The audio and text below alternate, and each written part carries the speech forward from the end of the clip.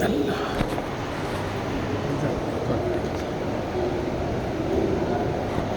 اللہ الرحمن الرحیم الحمد للہ وحدہ والصلاة والسلام علی من لا نبی بعدہ اما بعد فاعوذ باللہ من الشیطان الرجیم بسم اللہ الرحمن الرحیم لن ینال اللہ لحومها ولا دماؤها ولکن ینالہ التقوی منکم صدق اللہ العظیم وصدق رسولہ النبی الکریم ونحن علی ذلک لمن الشاہدین والشاکرین والحمد للہ رب العالمین۔ ذی الحجہ کا یہ مہینہ، اس کے شروع کے 10 دن بڑی اہمیت کے، فضیلت کے، مقام و مرتبے کے حامل ہیں۔ رمضان المبارک کے بابرکت دنوں کے بعد ذی الحجہ کے اس مہینے کے شروع کے 10 دن وہ اللہ کے نزدیک بڑی ہی عظمت اور تقدس والے ہیں، جس میں اللہ کی رحمتیں، برکتیں، عنایتیں اپنے بندوں کے اوپر کثیر مقدار کے اندر برستی ہیں۔ اب یہ اللہ کے بندوں کا کام ہے کہ وہ ان دنوں کو کس طریقے سے حاصل کرے، اس کی رحمتوں سے فائدہ اٹھائے، اس کی رحمت کو اپنی طرف متوجہ کرے اور برسنے والی ان گھٹاؤں سے فائدہ حاصل کرے۔ یہ انسان کے اپنے اختیار کی بات ہے کہ وہ ان دنوں کو کس طریقے سے گزارنا چاہے۔ فرمایا گیا ہے کہ ان 10 دنوں میں کوئی ایک دن عبادت کا کر لینا گویا کہ 1 سال کے عبادت کے بقدر ثواب اس کو عطا فرمایا جاتا ہے۔ اور اسی طریقے سے ان 10 دنوں میں کسی رات جاگ کر عبادت کے ساتھ گزار دینا گویا کہ شب قدر کی عبادت کے بقدر اس کو ثواب عطا فرمایا جائے گا۔ یہ اتنے فضیلت اور مقام کے اہمیت کے حامل ہے یہ 10 دن۔ ابھی ہماری اپنی ذمہ داری کی بچے کچے دنوں کو ہم کس طریقے سے وصول کر لیں۔ اللہ کی رحمت تو برس رہی ہے، ہم ہی اس سے فائدہ نہ اٹھا سکے تو یہ ہماری اپنی نادانی ہوگی۔ اور ان 10 دنوں کے بارے میں تو عام فہم اکثر و بیشتر ہر شخص اس بات کو اچھی طرح جانتا ہے کہ یہ 10 دن کتنی اہمیت کے حامل ہیں۔ بتائے تب بھی معلوم ہے، نہ بتائے تب بھی معلوم ہے۔ فرق اتنا ہے کہ اس سے فائدہ کون اٹھاتا ہے۔ جیسے کوئی آدمی پیاسا ہو، برسات کا پانی برس رہا ہو اور اس پانی کے برسنے کے بعد اب اس کی اپنی مرضی ہے کہ وہ غسل کے لیے پانی جمع کرے، وضو کے لیے پانی جمع کرے، یا پیاس بجھانے کے لیے پانی جمع کرے، کس طریقے سے وہ پانی کو اپنے لیے ذخیرہ اندوزی کر سکتا ہے۔ پانی برس رہا ہو اور وہ انسان کہے کہ نہیں میں تو نہیں پیتا، تو اس سے بڑا کوئی بیوقوف نہیں ہوگا۔ اسی طرح یہ 10 دن اللہ کی طرف سے رحمتوں کے، برکتوں کے نازل کیے جانے والے دن ہیں۔ ان 10 دنوں میں اگر غلطی، نافرمانی، حکم عدولی اور گناہ، عصیان اس کے ساتھ اگر گزار دیا جائے گا تو ہماری مثال اس پیاسے کی طرح ہوگی۔ پھر انسان یہ نہ کہے کہ عذاب قبر کس بنیاد پر ہو گیا، میدان حشر میں سزا کیوں دی جا رہی ہے، کیوں میرے اوپر اللہ کے عذاب کو لاگو کر دیا گیا ہے۔ بلکہ چھوڑیے اس کو، یہ سوچے آدمی یہ کہے کہ کیوں میری روزی تنگ کر دی گئی ہے، کیوں میری روزی کے اندر برکت نہیں رہی، کیوں میرے کاروبار کے اندر ترقی نہیں ہو رہی ہے، کیوں میرے کاموں کے اندر بڑھوتری نہیں ہو رہی ہے۔ یہ سب وہ باتیں ہیں کہ جو کرنے کے کام تھے نہیں کیا تو پھر یہ تمام چیزیں ہونا ہے۔ اس لیے پہلا کام تو یہ ہے کہ ان 10 دنوں میں جو بچے کچے دن ہمارے لیے رہ گئے ہیں، جیسے آج 4 ذی الحجہ ہے، ابھی یہاں سے ابھی 5 دن باقی ہے، 10واں دن عید الفطر، عید الاضحیٰ کا دن ہوگا۔ تو جو بچے کچھ دن ہیں عبادت کے ساتھ، روزوں کے ساتھ، تسبیحات کے ساتھ، تلاوت کے ساتھ، دعا کے ساتھ، ذکر اذکار کے ساتھ گزار لیا جائے۔ نمبر 2، دوسرا کام اس عشرہ ذی الحجہ میں یعنی ان 10 دنوں کے اندر یہ ہے کہ انسان ان 10 دنوں میں ایک کام ہوتا ہے جس کو کہا جاتا ہے تکبیر تشریق، جو 9 تاریخ سے شروع ہو کر 13 تاریخ کی عصر تک رہے گی، یعنی 9 تاریخ کی فجر سے لے کر 13 تاریخ کی عصر تک تکبیر تشریق کے پڑھنے کا عمل شریعت مطہرہ کی طرف سے مردوں پر بھی واجب قرار دیا گیا ہے اور عورتوں پر بھی واجب قرار دیا گیا ہے۔ اچھا، یہ تکبیر تشریق جو عام طور پر ہم کہتے ہیں اللہ اکبر لا الہ الا اللہ واللہ اکبر اللہ اکبر وللہ الحمد، اس تکبیر تشریق کے پڑھوانے کے پیچھے مقصد انسان کے اپنے جذبے کے اظہار ہے کہ دیکھیں کون اللہ کی بڑائی کو کس جذبے اور خوشی کے ساتھ میں کہتا ہے۔ اس لیے تکبیر تشریق چلا کر زور سے پڑھنے کا حکم ہے، وہیں پر آہستہ آہستہ اللہ اکبر لا الہ الا اللہ اس طرح پڑھنے کا حکم نہیں ہے، بلکہ تکبیر تشریق زور سے پڑھنے کا۔ اتنے سارے لوگ ہوتے کہ مسجد گونجے، جہاں چلانے کا حکم دیا گیا وہاں چلا، اور جہاں پر خاموشی اختیار کرنے کا حکم دیا گیا وہاں پر خاموشی اختیار کریں۔ تو 9 تاریخ کی فجر سے لے کر 13 تاریخ کی عصر تک یہ تکبیر تشریق جس طرح مردوں کے اوپر واجب ہے اسی طرح عورتوں پر بھی۔ بعض مرتبہ لوگ شرماتے ہیں پڑھنے کے اندر، تو وہیں دھیرے دھیرے چند لوگ پڑھ لیتے ہیں، باقی پوری مسجد میں گلے سے گلا لگا لیتے ہیں۔ اللہ دیکھنا چاہتا ہے، جیسے حاجی وہاں جا کر لبیک اللہم لبیک لبیک لا شریک لک لبیک کا نعرہ بلند کر رہے ہیں، اسی طرح اللہ ہم سے یہاں کروا رہا ہے کہ بھائی دنیا اور تکبیر تشریق کر کر ان کی نقل ہوگا۔ کسی انسان کی جماعت چھوٹ جاتی ہے تو جماعت کے چھوٹ جانے کے بعد اب وہ جب اکیلی نماز پڑھتا ہے تو وہ بھول جاتا ہے۔ یہی ہے کہ اکیلی نماز پڑھتا ہے تو اسے زور سے پڑھنے میں شرم آتی ہے، ایک رکعت چھوٹ گئی تو زور سے پڑھنے میں شرم آئے گی تو پلٹ کے لوگ دیکھیں گے۔ شرمانے کا مسئلہ نہیں ہے، جہاں شرمانا چاہیے وہاں نہیں شرماتے، اور جہاں پر شرمانا چاہیے جہاں نہیں شرمانا چاہتے وہاں پر شرم آتی ہے۔ تکبیر تشریق کے اندر اگر رکعت چھوٹ جائے، نماز چھوٹ جائے، یا بعد میں آ کر ہم تنہا نماز پڑھ رہے ہو، حکم یہ ہے کہ تکبیر تشریق بلند آواز سے پڑھیں، زور سے پڑھیں، پوری مسجد کے اندر لگنا چاہیے۔ اللہ کی بڑائی، اس کی کبریائی کا اعلان۔ اسی طرح عورتوں کے اوپر بھی یہ چیز واجب قرار دی گئی ہے کہ جس طرح مرد تکبیر تشریق ادا کریں گے، عورتیں بھی تکبیر تشریق پڑھے گی اپنے گھروں کے اندر۔ اتنا فرق ہے کہ مرد چیخ و پکار کے ساتھ بلند آواز کے ساتھ پڑھے گا، عورت اپنی آواز کو بلند نہیں کرے گی، اس لیے کہ عورت کی آواز بھی پردہ ہے، اس لیے وہ آہستہ سے اپنے آپ کو سنا دے اللہ اکبر، جتنی وہ خود آواز سن لے، اس کو پورے گھر میں چیخنے اور چلانے کی ضرورت نہیں ہے، چاہے کسی بھی حال کے اندر۔ اس لیے دوسرا کام ان 10 دنوں کے اندر یہ ہے کہ آدمی تکبیر تشریق کو ادا کرے۔ تیسرا کام ان 10 دنوں کے اندر ایک یہ ہوتا ہے کہ 9 تاریخ کا روزہ، جس کو ہم عرفے کا دن کہتے ہیں۔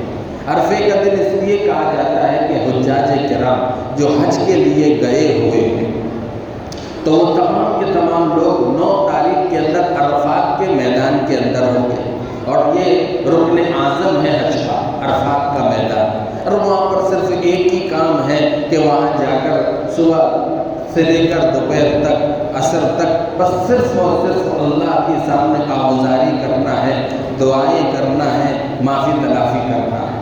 تو وہ 9 تاریخ کو عرفات کے دن جو لوگ وہاں پر ہوں گے، یہاں پر روزہ رکھنے کا حکم دیا گیا ہے۔ اللہ کے نبی صلی اللہ علیہ وسلم نے فرمایا، مجھے امید ہے اللہ کی ذات سے کہ اگر کوئی امتی، کوئی مسلمان اگر 9 تاریخ کا روزہ رکھ لیتا ہے تو اللہ اس کے 1 سال کے پچھلے اور 1 سال کے آئندہ گناہوں کو معاف فرما دے گا۔ اتنی بڑی فضیلت اللہ کے نبی صلی اللہ علیہ وسلم نے عطا فرمائی۔ اسی طرح روزے کے ساتھ چوتھا کام ان 10 دنوں کے اندر یہ ہوتا ہے کہ ان 10 دنوں میں بال اور ناخن کاٹنے سے جن لوگوں کو قربانی کرنا ہے ان لوگوں کے لیے حکم یہ ہے کہ وہ بال اور ناخن نہ کاٹیں۔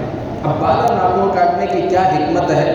اللہ کے نبی صلی اللہ علیہ وسلم نے فرمایا، دیکھیے اللہ تعالیٰ نے جن لوگوں کو طاقت عطا فرمائی، استطاعت عطا فرمائی، جن لوگوں کو اللہ تعالیٰ نے اپنے گھر کا فیصلہ فرمایا وہ سب تو وہاں پر موجود ہے۔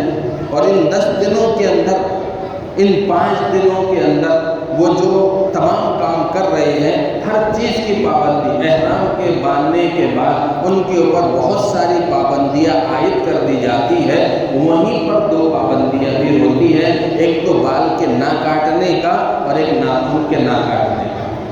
یہ ایک شباہت اختیار کرنا مقصود ہے کہ وہاں پر حاجیوں کے اوپر جو اللہ تعالیٰ کی طرف سے رحمتیں، برکتیں اور اسی طریقے سے اس کے فضل کی جو برسات ہو رہی ہے، اس کے کرم کی جو برسات ہو رہی ہے، وہ یہاں شباہت کے اختیار کر لینے کی وجہ سے، نقل کے اتار لینے کی وجہ سے اللہ ہو سکے کہ ہماری اس نقل کو اصل میں تبدیل کر دے اور آئندہ سال ہمیں اپنے گھر حاضری کا موقع دے دے۔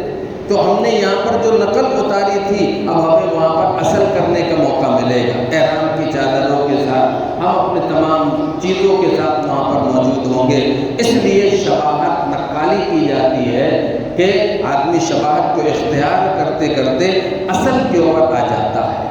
تو وہاں پر اللہ تعالیٰ کے بندوں پر جو رحمتیں برس رہی ہے، کہا کہ یہاں پر تم ناخن نہ کاٹو، بال نہ کاٹو، تمہاری قربانی والے دن، جس دن قربانی ہو، قربانی کرنے کے بعد بال اور ناخن کو کاٹ لو، تو جس طرح ان کو اجر و ثواب سے نوازا جا رہا ہے اس طرح تمہیں بھی ہوگا۔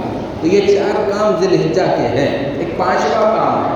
پہلا کام تو ان بچے کچھ دنوں کو بڑے ہی احساس کے ساتھ گزارنا چاہیے۔ جو 5 دن باقی رہ گئے ہیں، اس میں کوئی غلطی، کوئی نافرمانی، کوئی بےہودگی، کوئی گناہ نہ ہو جاوے جس کے نتیجے کے اندر ہم محروم ہو جائیں۔ دوسرا کام یہ ہے کہ بال و ناخن کے کاٹنے سے قربانی کرنے والے جو نہ کرنے والے ہیں وہ بھی اگر کر لے تو ان کو بھی اس فضیلت سے نوازا جائے گا۔ تیسرا کام یہ ہے کہ تکبیر تشریق کا عمل ہے کہ 9 ذی الحجہ کی فجر سے لے کر 13 تاریخ کی عصر تک جو ہے تکبیر تشریق کو پڑھنا ہے، اور وہ بھی بلند آواز کے ساتھ میں پڑھنا ہے، آہستہ آواز کے ساتھ میں پڑھنا نہیں ہے۔ اور چوتھا کام ہے 9 تاریخ کے عرفات کے دن کا روزہ رکھنا، عرفے کے دن کا روزہ رکھنا۔ ویسے تو کہا گیا ہے کہ ان 10 دنوں میں آدمی جتنی کثرت کے ساتھ میں روزہ رکھے گا وہ بہتر ہے، لیکن ایک آدمی اگر 9 روزے نہیں رکھ سکتا، 5 روزے نہیں رکھ سکتا، تو کم سے کم وہ 9 تاریخ کا روزہ رکھ لے، جس پر اللہ کے نبی صلی اللہ علیہ وسلم نے فرمایا ہے مجھے امید ہے کہ اللہ اس کے 1 سال کے پچھلے اور 1 سال کے آئندہ گناہوں کو معاف فرما دے گا۔ 5واں کام اس ذی الحجہ کے مہینے کے اندر وہ قربانی ہے، جو کہ عنقریب ہمارے سامنے آنے والی ہے۔ قربانی کے لیے بھی چند شرائط ہیں۔ قرآن کریم میں اللہ تعالیٰ نے فرمایا کہ لَن يَنَالَ اللَّهَ لُحُومُهَا وَلَا دِمَاؤُهَا وَلَٰكِن يَنَالُهُ التَّقْوَىٰ مِنكُمْ۔ اللہ کو تمہارا خون، تمہارا گوشت تو نہیں پہنچتا، بلکہ اللہ تو تمہارے دل میں پیدا ہونے والے جذبے کو دیکھنا چاہتا ہے کہ تم کس جذبے اور کس فکر کے ساتھ یہ قربانی کرتے ہو۔ قربانی یادگار ہے حضرت ابراہیم علیہ السلام کی بے مثال قربانی کی۔ ہم سوچ بھی نہیں سکتے اس بے مثال قربانی حضرت ابراہیم نے جو ادا فرمائی ہے، تو یہ یادگار حضرت ابراہیم کی ہے۔ حضرت ابراہیم علیہ السلام نے اپنے بیٹے کو ذبح کرنے کے حکم پر اللہ کے اس حکم کو پورا کرنے کی کوشش کی، یہاں تک کہ بیٹے کو زمین پہ لٹا دیا، گلے پر چھری چلانے کا عمل بھی کر دیا، لیکن اللہ کو منظور نہیں تھا۔ ان کے بدلے میں ایک جانور، ایک دمبا آسمانوں سے جنت سے بھیج کر اس کو ذبح کرایا گیا۔ اللہ تعالیٰ کو حضرت ابراہیم کا یہ عمل اتنا پسند آیا کہ پوری قیامت تک کے لیے مسلمانوں کے لیے اس کو جاری کر دیا۔ حج کے کاموں کے اندر حضرت ابراہیم ہے، حضرت حاجرہ ہے، ان کی بڑی یادگاریں جڑی ہوئی ہیں، باپ کی، بیٹے کی، ماں کی، ان کی بڑی یادگاریں جڑی ہوئی ہے ان کاموں کے اندر۔ اس لیے قربانی ہر انسان کے اوپر جو مالک نصاب ہے، مالک نصاب کا مطلب یہ ہے کہ 52.5 تولہ چاندی کی مالیت کا جو انسان مالک ہو، آج کے دن 52.5 تولہ چاندی مالیت کی رقم بنے گی 40,000 روپے۔ کل میں نے سونے والے سے جب پوچھا تو انہوں نے 39,775 روپے بتلائے، گویا کہ کم و بیش ملا کر 40,000 روپے جس انسان کے پاس 40,000 روپے ہے اس کے اوپر قربانی کرنا واجب ہے۔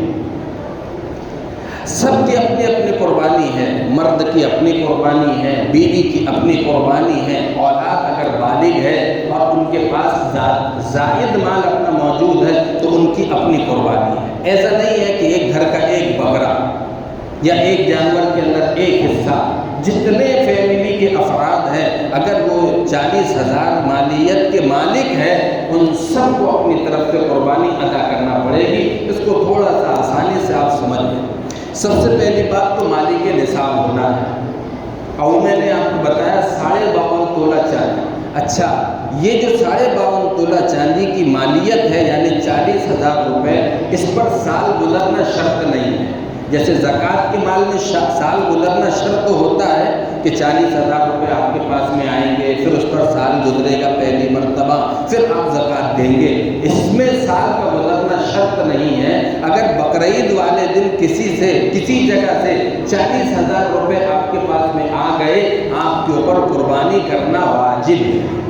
40,000 کی مالیت کے آپ اگر مالک ہیں، ایک گھر میں باپ ہے، بیٹا ہے، 4-5 بچے مل کر زندگی گزارنے والے ہیں، اگر تمام بچے اپنی پوری کمائی اپنے باپ کے پاس میں لا کر دیتے ہیں اور اولاد کے پاس میں کچھ نہیں ہے تو پھر قربانی صرف باپ کی طرف سے ادا کی جائے گی، بچوں کی طرف سے ادا نہیں ہوگی۔ لیکن مال کے دینے کے بعد اولاد اپنے طور پر اشترا کچھ پیسے جمع کر رہی ہو، باپ خرچے کے لیے دے رہا ہو یا الگ سے کوئی کاروبار کر رہا ہو، بینک بیلنس اس کے پاس موجود ہو گیا ہو، بالغ اولاد مسلمان ہو، عاقل ہو، بالغ ہو، مسلمان پر قربانی واجب ہے۔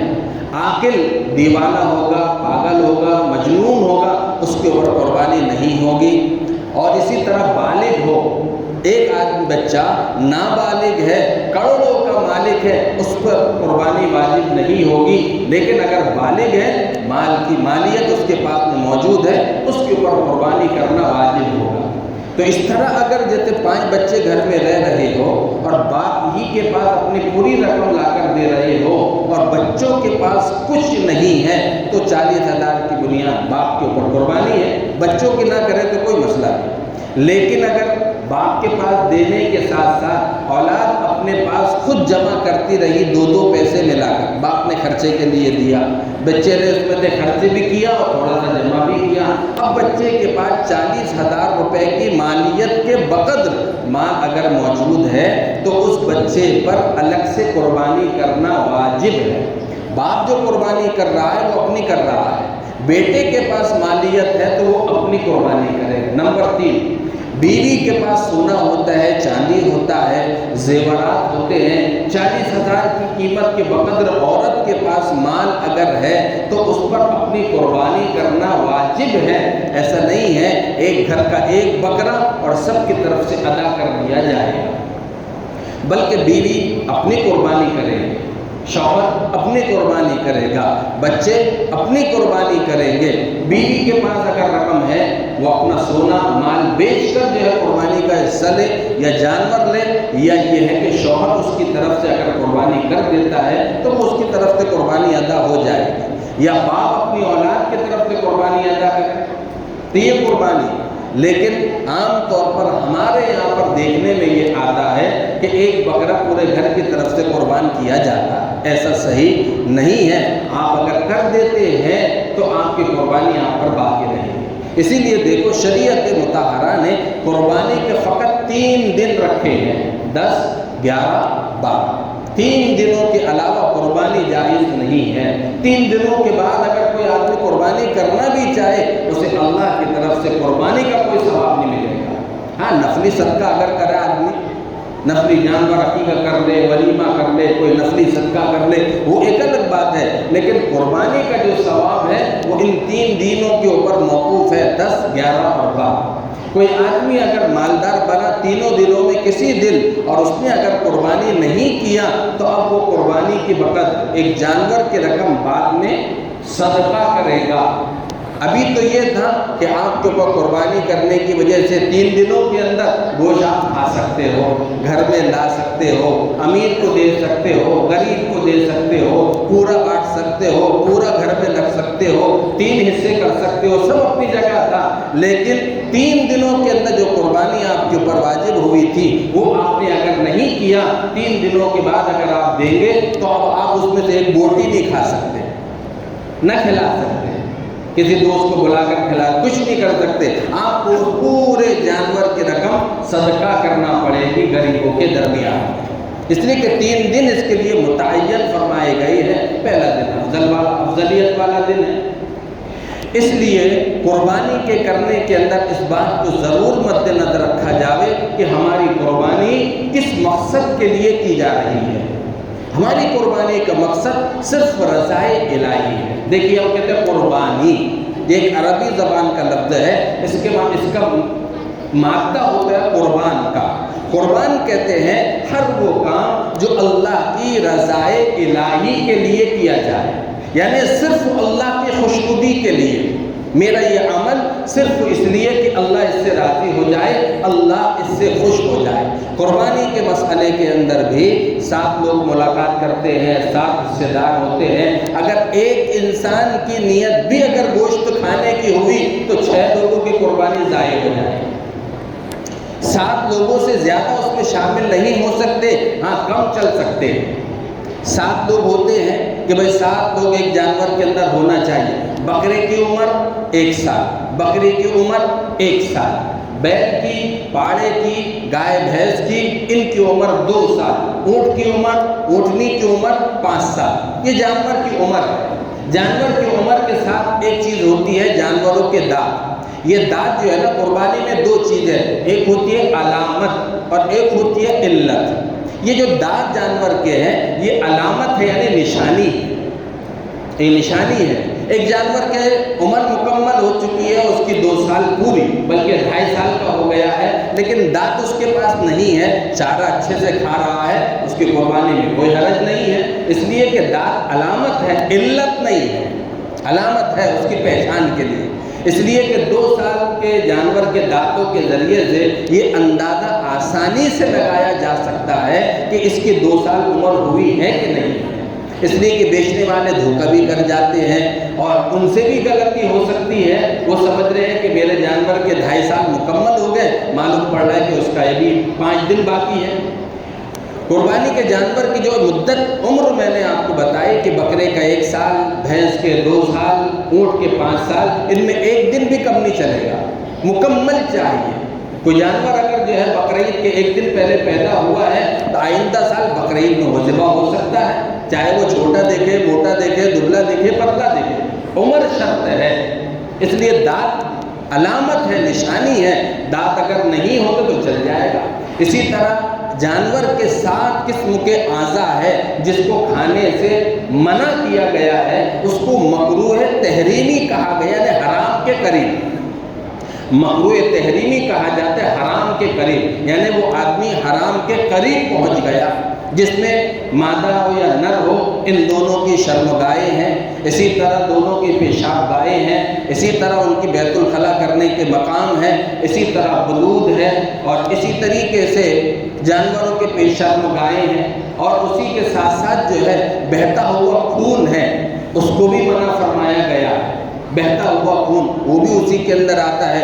وضوء جو سخت قسم کی چیز ہوتی ہے اس کو بھی کھانے سے منع کیا، حرام قرار دیا گیا ہے، اس کو نہیں کھانا ہے۔ اس کے علاوہ پورا گوشت کھانے کی اجازت ہے۔ تو پہلی بات یہ ہے کہ صاحب نصاب 52.5 تولہ چاندی، 40,000 روپئے کا کوئی شخص اگر مالک ہے اسے قربانی کر، پہلے اپنی کرو۔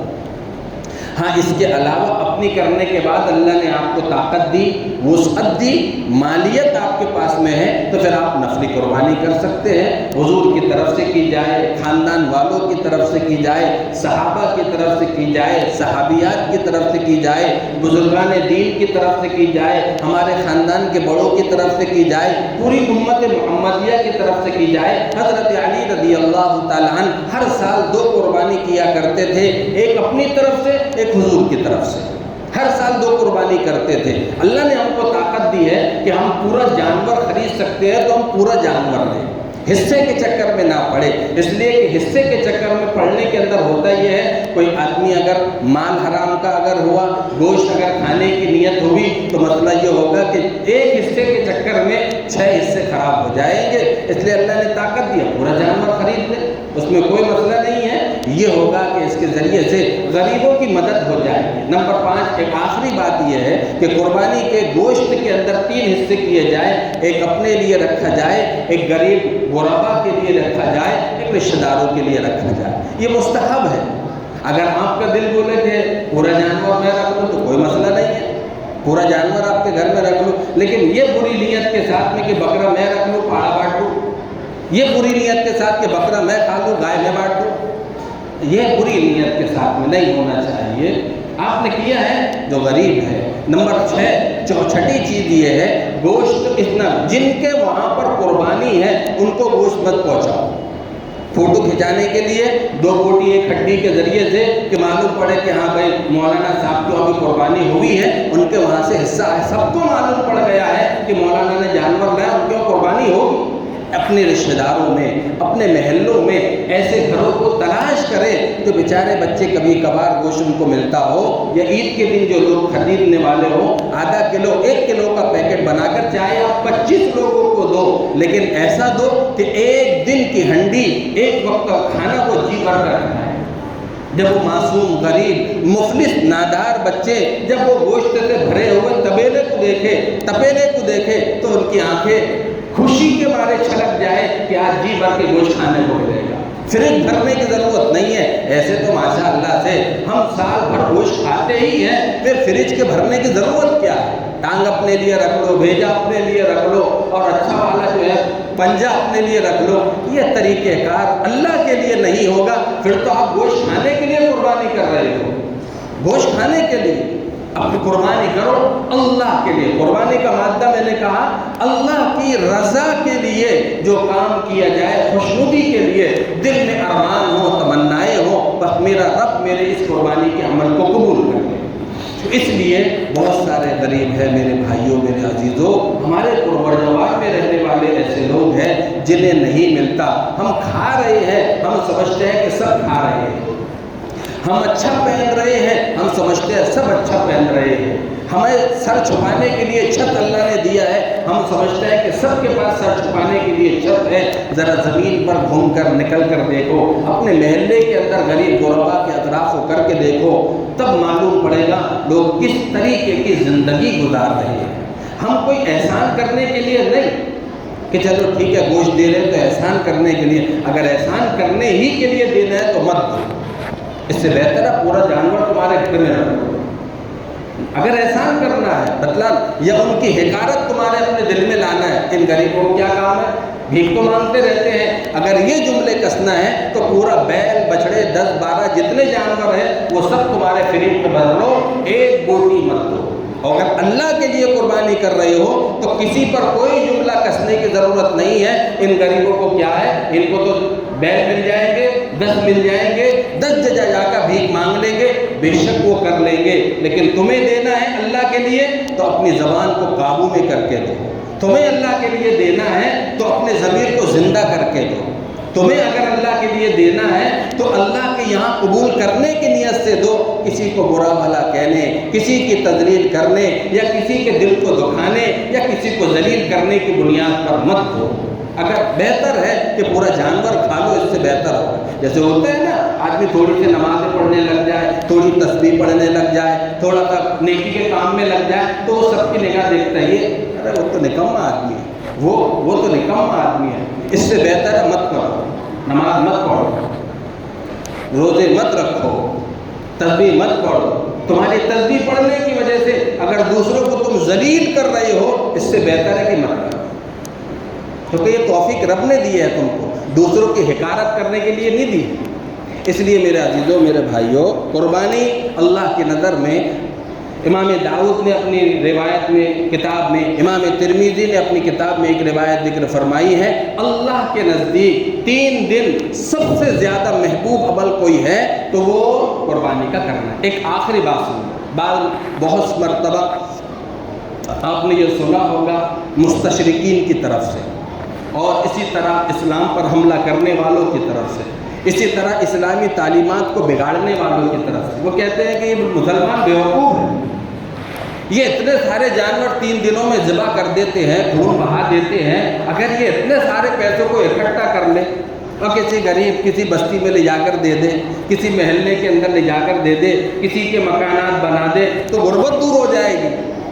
ہم عقل پر چلنے والے لوگ نہیں ہیں اور لوگوں پر کہنے کی بنیاد پر چلنے والے لوگ نہیں ہیں، ہم مومن ہیں۔ ہمارا کام اپنے پیدا کرنے والے کی بات کو ماننا ہے۔ صرف ان لوگوں کو قربانی کے دنوں کے اندر یہ مسئلہ یاد آتا ہے، حج کے دنوں کے اندر یہ مسئلہ یاد آتا ہے، اجتماعات کے دنوں میں یہ مسئلہ یاد آتا ہے، جبکہ پوری دنیا جو آج اسلام کو بدنام کرنے والے ہیں وہی انہی لوگوں نے انسانیت کو برباد کر کے رکھ دیا ہے موبائل کے ذریعے۔ 50,000 کا موبائل، 70,000 کا موبائل، 1 لاکھ کا موبائل، 1.25 لاکھ کا موبائل، اتنے سارے لوگ 1.25 لاکھ، 50 لاکھ اور اسی طریقے سے 75,000 کا موبائل چلانے والے ہیں۔ وہاں کس کو سمجھ میں نہیں آتا کہ یہ سب لوگ اپنے موبائل 5,000 والا موبائل استعمال کریں اور سب پیسے غریبوں پہ لگا دیں۔ شادیوں کے اندر بیجا پیسے برباد کیے جاتے ہیں، وہاں کسی کی سمجھ میں نہیں آتا کہ چلو ٹھیک ہے صاحب سادگی کے ساتھ شادی کریں گے، 10 سیٹ مل کر، 15 سیٹ مل کر، 20 سیٹ مل کر، اور جتنا پیسہ شادی کا بچے گا وہ سب فلاں بستی میں لگا دیا جائے گا۔ جہیز کی رسم کی بنیاد پر آج 50 لوگ مل کر جہیز کی رسم سے لعنت بھیج کر سب لوگ جتنا پیسہ جہیز کا بچے گا وہ سب فلاں بستی میں لے جا کر لگا دیں گے۔ اگر یہ مشورہ کس کو دیا جائے تو کوئی قبول کرے گا صاحب؟ جو لوگ اسلام کی تعلیمات پر حملہ کر رہے ہیں ان لوگوں نے ان کاموں کے اندر ہم کو لگا دیا ہے۔ آج وہ کہتے ہیں کہ اس مسلمان بیوقوف قسم کے لوگ ہیں کہ اپنے مال کو برباد کر رہے ہیں۔ ہم عقل پہ چلنے والے لوگ نہیں ہیں، ہم لوگوں کے کہے پر چلنے والے لوگ نہیں ہیں۔ ہمارے یہاں پر ہمارا رب کا حکم ہے، حضرت ابراہیم کی یادگار ہے قربانی، ہم تو جانور ذبح کرتے ہیں۔ اللہ نے اپنے نبی سے اپنے بیٹے کو ذبح کرنے کے لیے کہا، حضرت ابراہیم نے پلٹ کر سوال نہیں کیا کہ اس کی حکمت کیا ہے، اس کی مصلحت کیا ہے، کیوں میرے بیٹے کو ذبح کروایا جا رہا ہے؟ انہوں نے بتایا ہے مسلمان مومنانہ پن، مسلمان اس کو کہا جاتا ہے جو اپنے رب کے سامنے سر تسلیم خم کر دے کہ بس میں تو اپنے رب کے سامنے جھکاؤں۔ اس لیے یہ غلط افواہوں کے اوپر دھیان نہ دے، اگر باتیں آتی بھی ہیں تو اپنے دماغ کو ٹھنڈا رکھے، سوچیں ہم اللہ کے بندے ہیں، نبی کے امتی ہیں، ہم صرف اپنے پیدا کرنے والے کی بات کے ماننے کے پابند ہیں، ہم لوگوں کی بات ماننے کے پابند نہیں ہیں۔ اللہ تعالی ہم سب کو ان بچے کچے عشرہ ذی الحجہ کے دنوں کو وصول کرنے کی توفیق عطا فرمائے اور قربانی کو اللہ کے لیے اخلاص کے ساتھ کرنے کی توفیق عطا فرمائے۔ ایک اعلان عیدگاہ کی نماز کے لیے ہے، اس مسجد میں عیدگاہ کی نماز 7:15 بجے ہوگی اور جو عیدگاہ ہے پرانی وہاں پر 7 بجے کا ٹائم رکھا گیا ہے۔ ابھی فارغ عیدگاہ کا ٹائم آیا نہیں ہے، قدم رسول کی عیدگاہ آ جائے گا تو آپ کو معلوم پڑ جائے گا۔ اس مسجد میں عیدگاہ کی نماز 7:15 بجے ہوگی انشاءاللہ۔